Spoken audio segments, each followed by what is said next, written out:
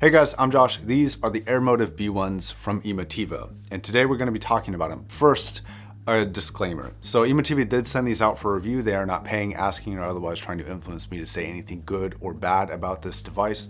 All thoughts and opinions are my own, and there will be an addition to that disclaimer near the end of the video because it actually is part of my conclusion. The build of this, it kind of hits a special place in my heart. It reminds me a lot of kind of the stealthier airplanes. Airplanes have kind of been in my family's heritage a little bit. Like my grandfather worked on the development of the SR-71 Blackbird.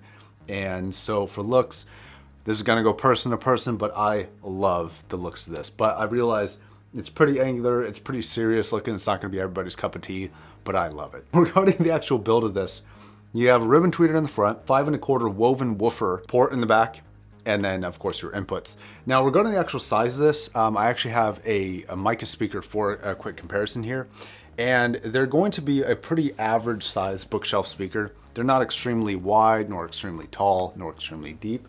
And just for a quick comparison here, this is the Mica RB42 for some quick self-promotion.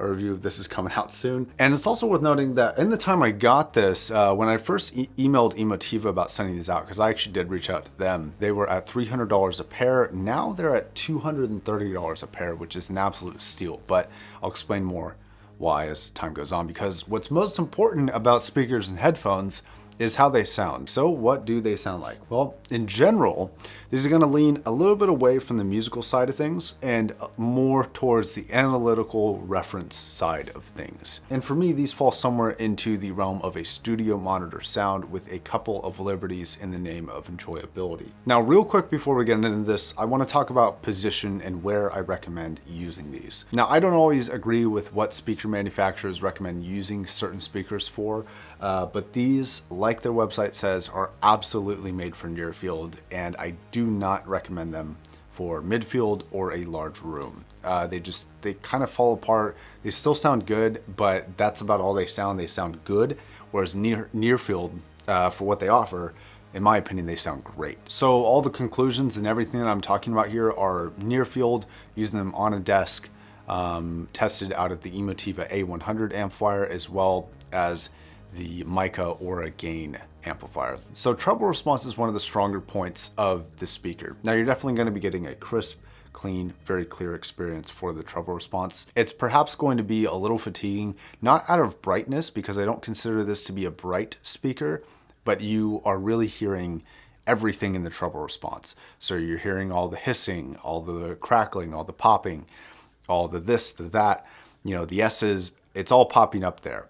And this is where they start to lean towards that more analytical sound. They're going to be incredibly precise, and this is part of the reason why I think they fall into the studio monitor realm in terms of sound quality, not actual build, because obviously studio monitors offer a little bit more features, are usually powered, but in terms of the sound quality, they fall more into that spectrum, in my opinion. But overall, I find the treble to really sparkle and shine a lot. Now, mid-range is also a strong point, depending on certain circumstances. Now, strings are some of the best, especially at this price that I've heard at least. They beat out the 305s, they beat out the CAF Q100s, they beat out the micas, you name it. They beat out pretty much everything for string instruments. Between the mid-range body that these things offer and finishing it with the treble and the imaging, it's just a really, really enjoyable experience.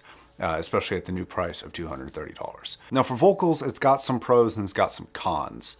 Now, specifically like highly focused vocal music, so either straight up a cappella, which is only singing, or highly focused vocals where they're pulling the instruments back in terms of volume and sound staging. They're all getting pulled back and the singer's gonna be highly focused. But this speaker is pretty unforgiving.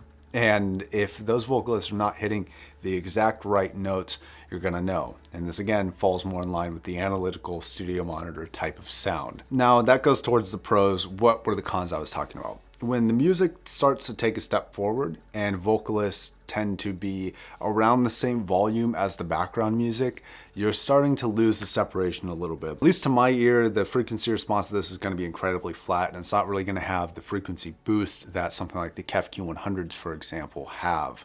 So the KEF Q100s do something that I really like, and part of the reason why I think they're so good for vocals is that even with that kind of more forward background instrument representation, or it's not even background instrument representation at that point, just with that more forward instrumental representation, the vocalist in the Q100 still maintains a level of separation at pretty much all times. That's something that I personally really enjoy. This tends to lose that. And while that may be better for accuracy's sake, for personal enjoyment, I think it could be a little bit better. Now, bass response is gonna be the biggest downside of this speaker. It's not very bassy. It does increase a little bit with more power and louder sound, which again, at a near field, you're pretty much limited to certain volumes that are going to be comfortable to play. And when these really start to develop bass response, they're kind of just getting to my level of like, all right, that's about as high as I want to go for volume. That being said, it's not a completely anemic sound. You still have the 100 to 300 hertz range, which is going to be very full. And then this is going to start to dip down pretty rapidly after about 90 hertz. So for the people who really like the bass response, a subwoofer is going to be highly, highly recommended, even at a desk. You don't have to get a giant subwoofer, just something to fill out some of those lower frequencies. And if you're wanting to get the full spectrum of sound, 20 hertz to 20,000 hertz, this will go up to 20,000, no problem. But if you want to hit 20 hertz, a subwoofer is required. Although for pretty much every bookshelf speaker, a subwoofer is required to hit 20 hertz anyways. So imaging and soundstage are other selling points of the speaker, especially the imaging. The soundstage, I think, has been beat out by the KEFs and by a little bit higher priced item being the Vanitude Transparent Zeros. Those both have better soundstaging depth to them, but where I think this beats both of those is the imaging. Especially if you have these properly set up. This speaker is so precise that I actually recommend measuring your setup in terms of depth and making sure that they're both exactly the same distance away from you and exactly lined up towards you. All right, so my conclusion here, a real quick addition to my disclaimer. I emailed Emotiva to send these out. They sent these out on the 30-day loan. I listened to about 2 songs from them, and then I emailed them asking if I could purchase them, and they actually offered to allow me to keep them. And I accepted that offer, and I get to save $300 on a speaker that I was already going to buy. So thank you very much, Emotiva, for offering that. It was very highly appreciated. Now, the reason why I offered to purchase these is because of the reference quality, mid-range, and treble response. Now, bass, like I said, is going to be a little bit lacking. It's not going to satisfy everybody. So for my purposes, especially since I test speakers and I generally test them in a 2.0 system, and if I don't, I go out to the front room with the subwoofer anyways. But these are here to stay, and they're going to be a reoccurring speaker on this channel. Now, the conclusion that I would like to present is that these are an amazing passive speaker for kind of a work/play environment, right? These are going to satisfy the analytical side of me, the really detail-oriented side of me, and the person who, I make videos every single day. I need to check my levels. I do adjustments, and I'm working on improving the sound quality with like acoustic paneling and all that stuff right now. It probably sounds better than most of my other videos. Now, that being said, it's not all sunshine and daisies. There are some areas, specifically the bass response, that I think could be improved a lot. The analytical sound, while great for some of you, is not going to be what others are looking for, and you have to be aware of what this offers.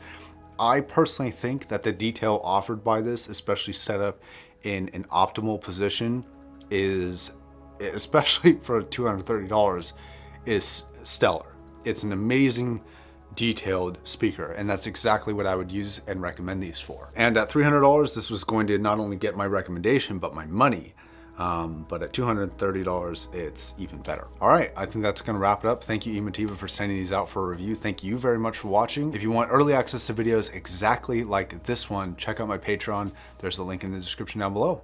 And until the next video, I'm Josh, signing off. Oh, and don't forget to subscribe, because black holes are terrifying. If you have, if you live under a rock and you haven't seen the photos, it's right here. And subscribe because that's horrifying. If you understand the gravity, pun, if you understand the gravity of that situation, huh.